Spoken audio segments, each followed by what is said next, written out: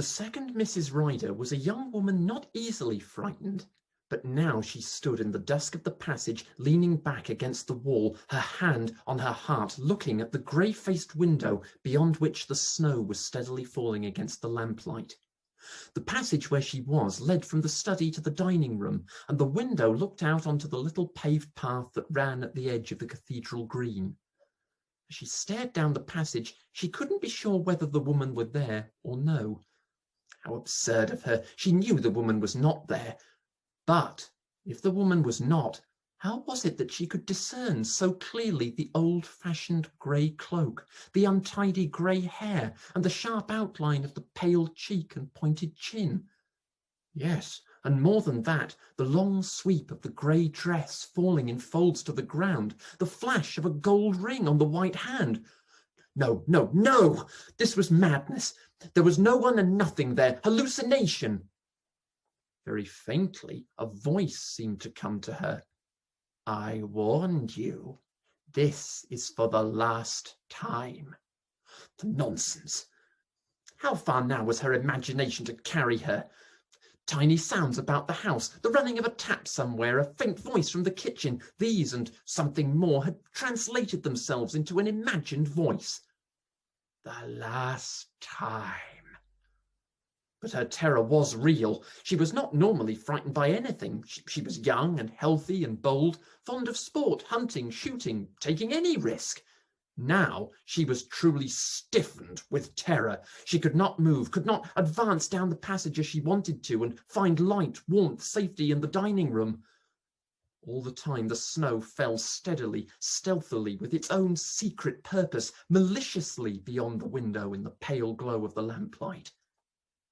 Then, unexpectedly, there was noise from the hall, opening of doors, a rush of feet, a pause, and then, in clear, beautiful voices, the well-known strains of Good King Wenceslas.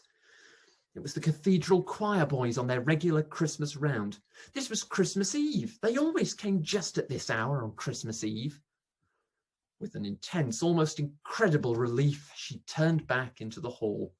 At the same moment, her husband came out of the study. They stood together, smiling at the little group of muffled, becoated boys who were singing heart and soul in the job so that the old house simply rang with their melody. Reassured by the warmth and human company, she lost her terror. It had been her imagination. Of late, she had been none too well. That was why she had been so irritable. Old Dr. Bernard was no good. He didn't understand her case at all. After Christmas, she would go to London and have the very best advice. Had she been well, she could not, half an hour ago, have shown such miserable temper over nothing. She knew that it was over nothing, and yet that knowledge did not make it any easier for her to restrain herself. After every bout of temper, she told herself that there should never be another. And then Herbert said something irritating, one of his silly, muddle-headed stupidities, and she was off again. She could see now, as she stood beside him at the bottom of the staircase, that he was still feeling it. She had certainly half an hour ago said some abominably rude personal things, things that she'd not meant at all, and he had taken them in his meek, quiet way. Were he not so meek and quiet, did he only pay her back in her own coin, she would never lose her temper, of that she was sure. But who wouldn't be irritated by that meekness, and by the only reproachful thing that he ever said to her? Eleanor understood me better, my dear.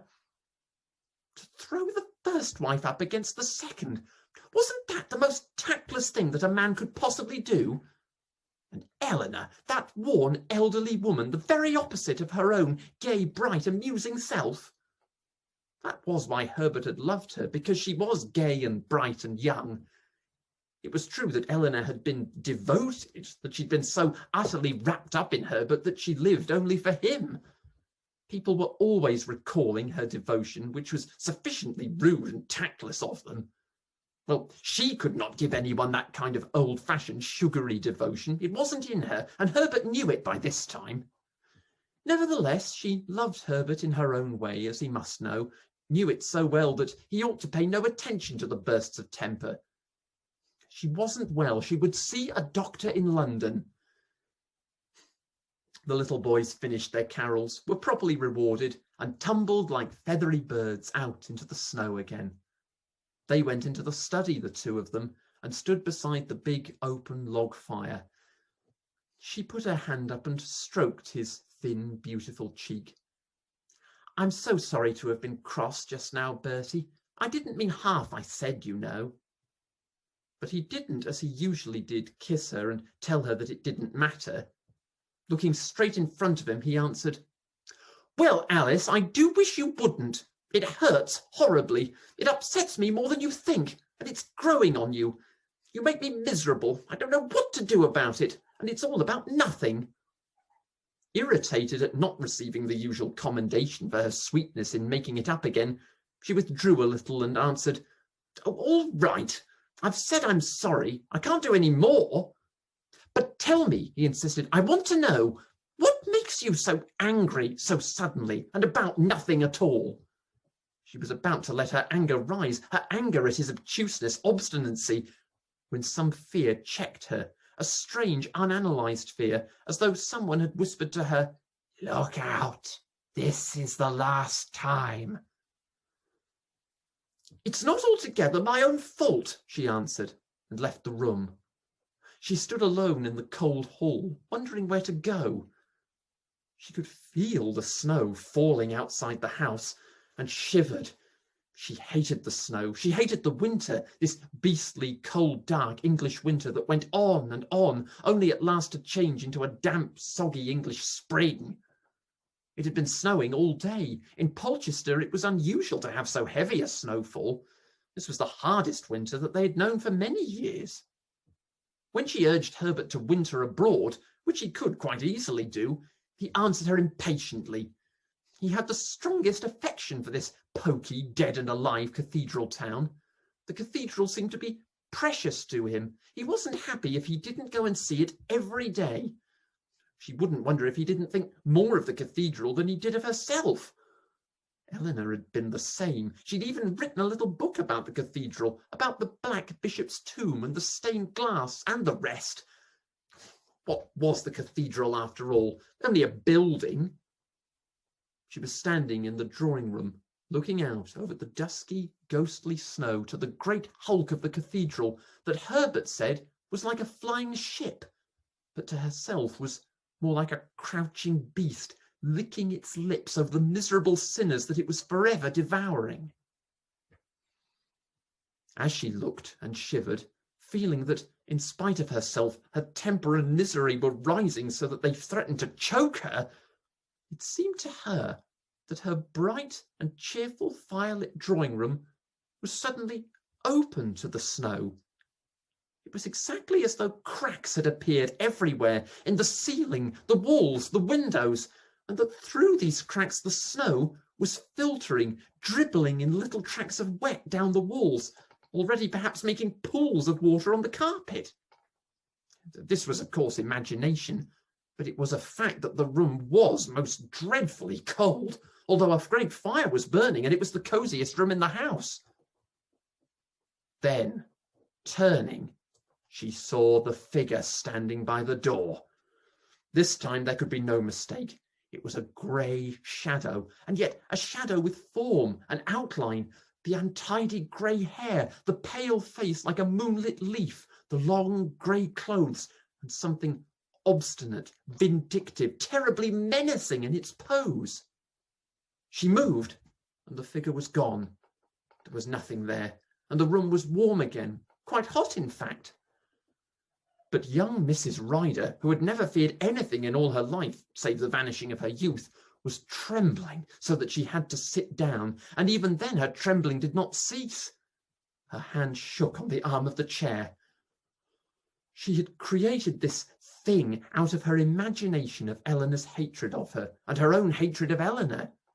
It was true that they'd never met, but who knew but that the spiritualists were right, and Eleanor's spirit, jealous of Herbert's love for her, had been there, driving them apart, forcing her to lose her temper, and then hating her for losing it. Such things might be. But she'd not much time for speculation. She was preoccupied with her fear. It was a definite, positive fear, the kind of fear that one has just before one goes under an operation. Someone or something was threatening her. She clung to her chair as though to leave it were to plunge to disaster. She looked around her everywhere. All the familiar things, the pictures, the books, the little tables, the piano were different now, isolated, strange, hostile, as though they'd been won over by some enemy power. She longed for Herbert to come and protect her. She felt most kindly to him. She would never lose her temper with him again. And at that same moment, some cold voice seemed to whisper in her ear, "You had better not. It will be for the last time." At length she found courage to rise, cross the room, and go up to dress for dinner. In her bedroom, courage came to her once more. It was certainly very cold, and the snow she could see when she looked between her curtains was falling more heavily than ever. But she had a warm bath, sat in front of her fire, and was sensible again. For many months, this odd sense that she was watched and accompanied by someone hostile to her had been growing. It was the stronger perhaps because of the things that Herbert told her about Eleanor. She was the kind of woman, he said, who once she loved anyone would never relinquish her grasp. She was utterly faithful. He implied that her tenacious fidelity had been, at times, a little difficult. She always said, he added once, that she would watch over me until I rejoined her in the next world. Poor Eleanor, he sighed. She had a fine religious faith, stronger than mine, I fear. It was always after one of her tantrums that young Mrs. Ryder had been most conscious of this hallucination, this dreadful discomfort of feeling that someone was near you who hated you. But it was only during the last week that she began to fancy that she'd actually saw anyone, and with every day her sense of this figure had grown stronger. It was, of course, only nerves, but it was one of those nervous afflictions that became tiresome indeed if you did not rid yourself of it. Mrs. Ryder, secure now in the warmth and intimacy of her bedroom, determined that henceforth everything should be sweetness and light. No more tempers. Those were the things that did her harm. Even though Herbert were a little trying, was not that the case with every husband in the world? And was it not Christmas time? Peace and goodwill to men, peace and goodwill to Herbert. They sat down opposite to one another in the pretty little dining room hung with Chinese woodcuts, the table gleaming and the amber curtains richly dark in the firelight. But Herbert was not himself. He was still brooding, she supposed, over their quarrel of the afternoon. Weren't men children? Incredible, the children that they were. So when the maid was out of the room, she went over to him, bent down, and kissed his forehead. Darling, you're still cross. I can see you are. You mustn't be. Really, you mustn't. It's Christmas time, and if I forgive you, you must forgive me. You forgive me? He asked, looking at her in his most aggravating way. What have you to forgive me for? Well, that was really too much. When she'd taken all the steps, humbled her pride. She went back to her seat, but for a while could not answer him because the maid was there.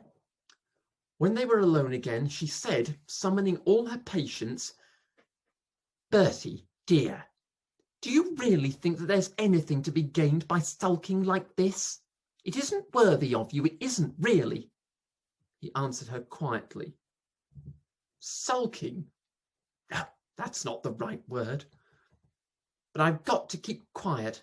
If I don't, I shall say something I'm sorry for.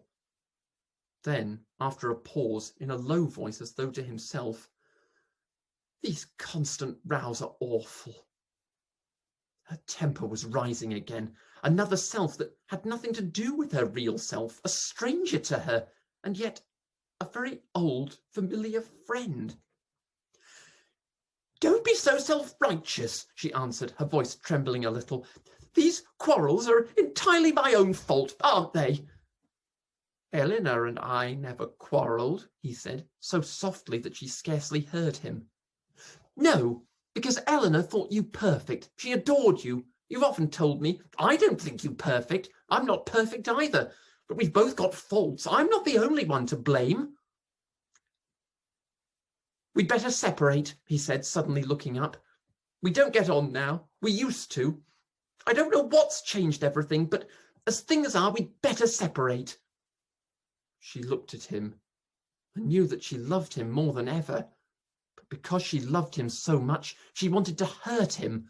And because he said that he thought he could get on without her, she was so angry that she forgot all caution. Her love and her anger helped one another. The more angry she became, the more she loved him. "I know why you want to separate," she said. "It's because you're in love with someone else." "How funny," something inside her said. "You don't mean a word of this." "You've treated me as you have, and then you leave me." "I'm not in love with anyone else," he answered her steadily, "and you know it. But we are so unhappy together that it's silly to go on. Silly. The whole thing has failed." There was so much unhappiness, so much bitterness in his voice, that she realized that at last she'd truly gone too far. She had lost him. She had not meant this. She was frightened, and her fear made her so angry that she went across to him. "Very well, then. I'll tell everyone what you've been, how you've treated me." "Not another scene," he answered wearily. "I can't stand any more. Let's wait. Tomorrow is Christmas Day." He was so unhappy that her anger with herself maddened her. She couldn't bear his sad, hopeless disappointment with herself, their life together, everything. In a fury of blind temper, she struck him. It was as though she were striking herself. He got up and without a word left the room. There was a pause, then she heard the hall door close. He had left the house. She stood there, slowly coming to her control again. When she lost her temper, it was as though she sank under water. When it was all over, she came once more to the surface of life, wondering where she'd been and what she'd been doing. Now she stood there, bewildered, and then at once she was aware of two things. One, that the room was bitterly cold, and the other, that someone was in the room with her. This time she did not need to look around her. She did not turn at all, but only stared straight at the curtained windows, seeing them very carefully as though she were summing them up for some future analysis, with their thick amber folds, gold red, white lines, and beyond them the snow was falling.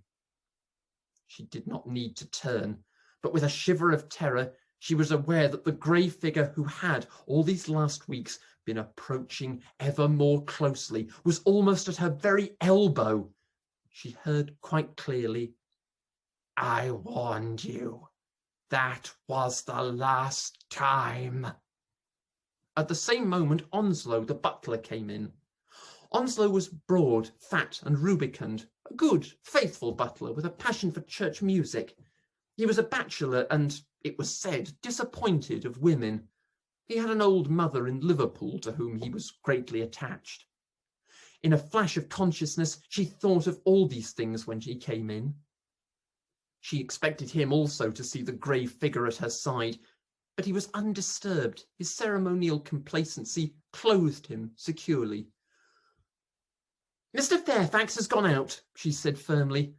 Surely he must see something, feel something. "Yes, madam." Then, smiling rather grandly, "It's snowing hard. Never seen it harder here. Shall I build up the fire in the drawing-room, madam?" "No, thank you. But Mr. Fairfax's study—" "Yes, madam. I only thought that as this room was so warm, you might find it chilly in the drawing-room." This room warm, when she was shivering from head to foot, but holding herself lest he should see? She longed to keep him there, to implore him to remain, but in a moment he was gone, softly closing the door behind him. Then a mad longing for flight seized her, and she could not move.